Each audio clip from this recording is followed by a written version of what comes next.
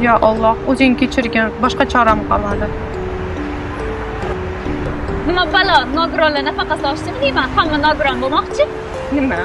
Chunki battan tashlagan odam maksimum nogiron bo'ladi xolos. 9-etaj bor, o'shadan tashlasang to'chda o'lasan, yura boraman. Ol pulingni ketgin.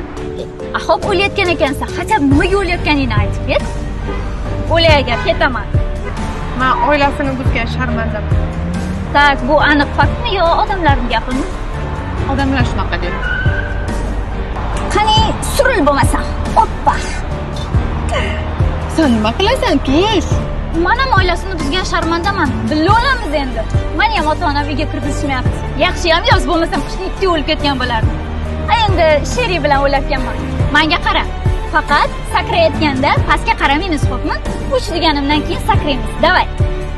Bittada sakramasak qo'rqamiz keyin. 1, 2, Jiddimisan? Qoch. boshim. Voh, ana ko'rdingmi? Kecha oila buzganding. Bugun bitta hayotni qutqarding. Qoyilmisan?